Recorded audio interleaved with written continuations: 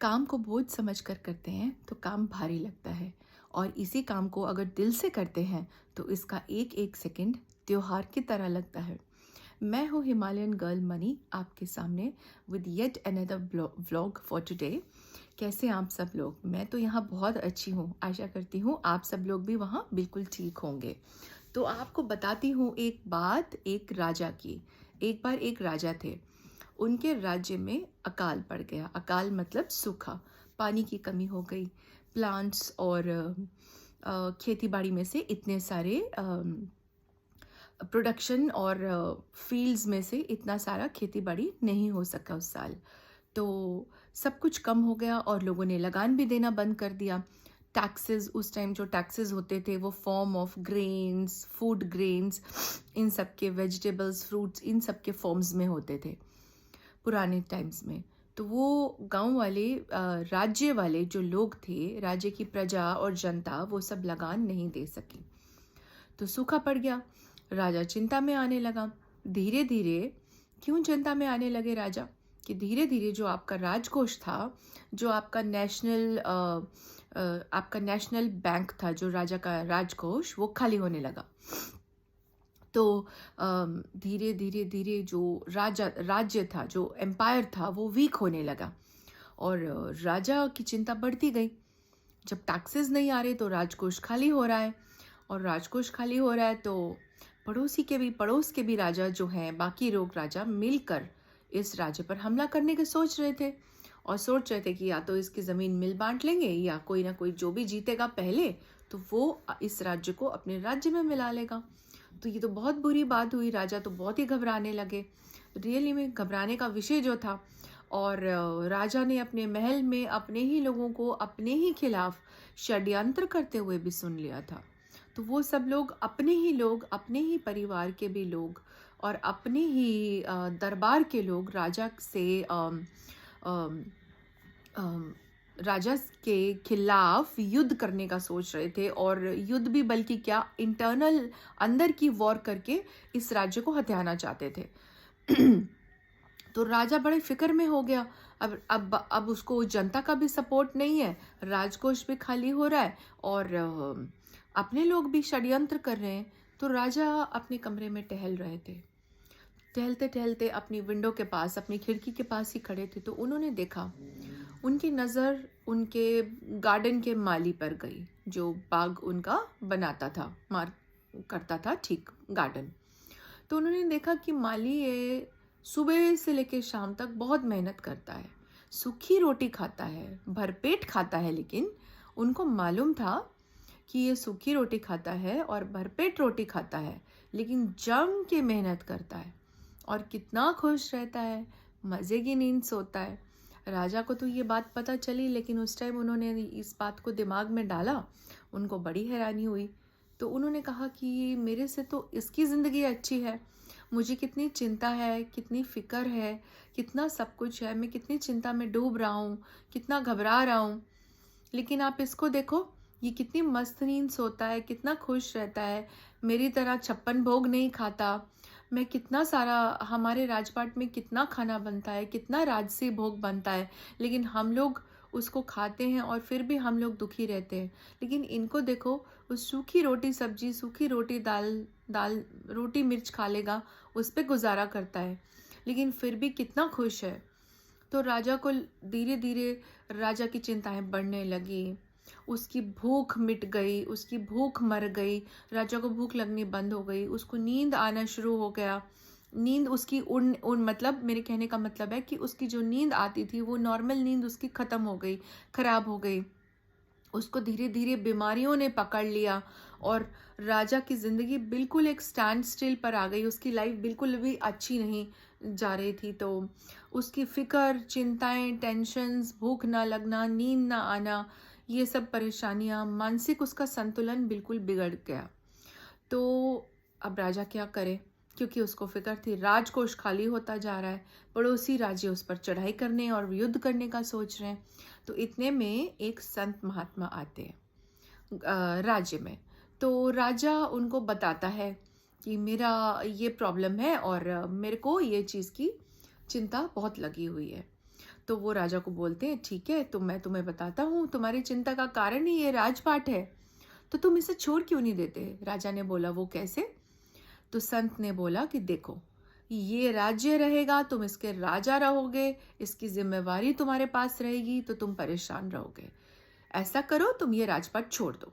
राजा ने 1 मिनट के लिए विचार किया, फिर बोले, ठीक है, फिर मैं करूँगा क्या? तो उन्होंने कहा, तुम पहले छोड़ो, फिर मैं तुम्हें बताता हूँ। तो राजा ने कहा, ठीक है। राजा तुरंत तैयार हो गया, और राजा और संत ने उनको बोला, राजा जी को, कि आप ये राजपाट सारा मुझे दे दो और मैं ये राज्य चला लूंगा, अपने हिसाब से चलाऊंगा। फिर तुम्हें इस राजपाट की चिंता खत्म हो जाएगी, तुम्हारी बीमारियां खत्म हो जाएंगी, तुम एक नॉर्मल ह्यूमन बीइंग की तरह रहोगे, नॉर्मल पर्सन, नॉर्मल इंसान बन जाओगे। तो राजा बिल्कुल एकदम से इस बात के लिए तैयार हो जाता है। अब क्या होता है कि जी संत का राज्याभिषेक कर दिया जाता है और संत जी बन जाते हैं राजा, और राजा जी के पास कुछ रहता नहीं है, राजा एक कॉमन इंसान बन जाता है। तो उसी दिन, अगले दिन राजा बोलता है कि मैं निकलता हूँ यहाँ से, संत को बोलता है कि मैं यहाँ से निकलता हूँ, अब मैं देखता हूँ, अपनी किस्मत आजमाता हूँ, और फिक्र चिंताओं से तो मैं सच में मुक्त हो गया हूँ। अब मुझे कोई फिक्र चिंता नहीं है, क्योंकि अब मैं राजा नहीं हूँ, तो मुझे चिंता नहीं है। तो संत ने बोला कि देखो, तुम ऐसा करो, मैं तो संत ही हूँ, मैं इस देश का राजा हूँ, नो डाउट मैं राजा हूँ, लेकिन अभी ऐसे करो कि मैं तो संत हूँ, मैं कुटिया में रह लूंगा, मुझे तो राजपाट में, राजवाज महल में रहने की आदत नहीं है, तो क्योंकि मैं संत रहा हूँ, तो मैं तो जाके कुटिया में ही रहने वाला हूँ। तुम ऐसा करो, मैं तुम्हें नौकरी दे देता हूँ, तुम यहीं मेरे पीछे से इसी राज्य में रहो और राजपाट संभालो, मेरी जगह पर तुम राजपाट संभालो, और तुम यहाँ पे, इसको मैं तुम्हें नौकरी देता हूँ, इसकी मैं तुम्हें तनख्वाह भी दूंगा, सैलरी दूंगा, तुम इस राज्य को सैलरी पर चलाओ। तो राजा ने 2 मिनट सोचा विचारा और फिर राजी हो गया। तो संत ने बोला कि क्योंकि तुम यहाँ पे काम कर चुके हो, तुमको पूरा एक्सपीरियंस है, तुमको सब चलाना आता है, तुम सब कुछ जानते हो, तो तुम यहाँ पे जॉब कर लो मेरे पास, और मैं तुम्हें सैलरी दे देता हूँ, क्योंकि तुम्हें एक्सपीरियंस है ना, तो इसलिए मैं एक एक्सपीरियंस बंदे को रख लेता हूँ। तो राजा जी फिर राजी हो गए, और अगले ही दिन से वो उस जॉब पर आ गए, और वहां पे एक मैनेजर की तरह जॉब करने लगे, राज्य को चलाने लगे। तो संत ने बोला, तुम इसको चलाओ, जब तक मैं जाता हूँ, कुटिया में रहता हूँ, कुछ वक्त बीतेगा तो फिर मैं आ जाऊंगा।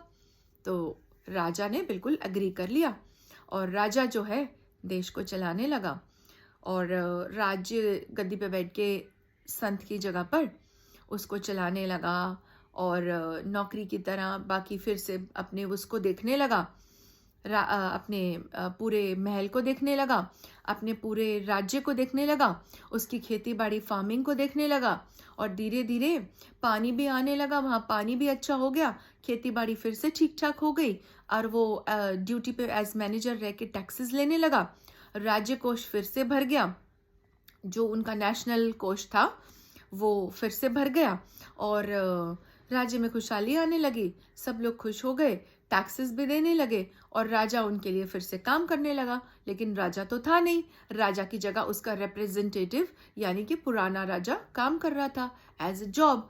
तो कुछ टाइम बीतता है, सब कुछ परफेक्ट हो जाता है, और बाकी जो पड़ोसी राज्य के जो राजा थे, जो उन पे चढ़ाई करने का सोच रहे थे, अब उनका भी डर खत्म हो गया, क्योंकि राजकोष फिर से भर गया, और फिर से सोल्जर्स को तैयारी मिलने लगी, सोल्जर्स को सैलरी मिलने लगी, खाना, फूड, शेल्टर मिलने लगा, उनको प्रैक्टिसिंग करवाने लगे, और फिर से वो सब ठीक हो गया।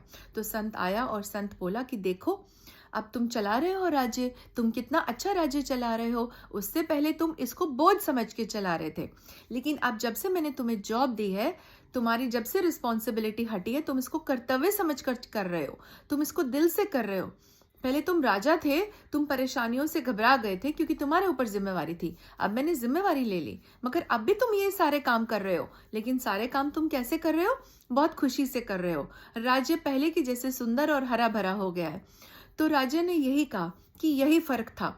फर्क क्या था? तुमने क्या बदला, तुम्हारे अंदर क्या चेंज आया? चेंज आया सिर्फ तुम्हारे दिमाग में, यानी कि सिर्फ तुमने अपने सोचने का तरीका बदला।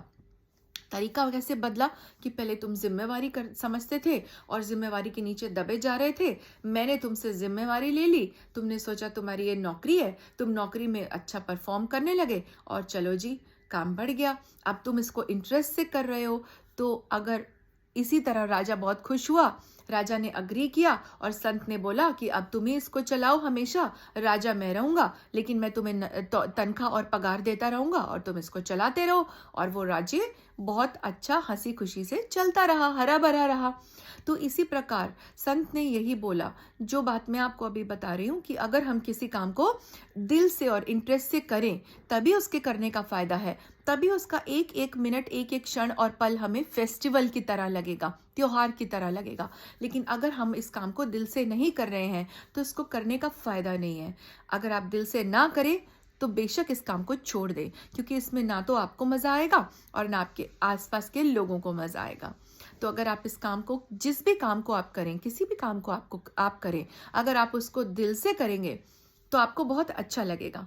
अगर आप दिल से नहीं करेंगे तो आपका चॉइस का भी काम हो, दिल से नहीं भी करेंगे तो आपको अच्छा नहीं लगेगा। तो फर्क किसका है? फर्क है सिर्फ माइंडसेट का। अगर आप अपना माइंडसेट बदल दें तो आपको वाकई लाइफ में बहुत मजा आएगा और आप एक बहुत अच्छे परफॉर्मर बन जाएंगे।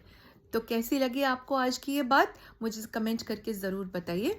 और हाँ जी, लाइक ज़रूर कर दीजिए, कमेंट ज़रूर कर दीजिए, और अब तक सब्सक्राइब नहीं करा तो प्लीज़ सब्सक्राइब कर दीजिए। Thank you.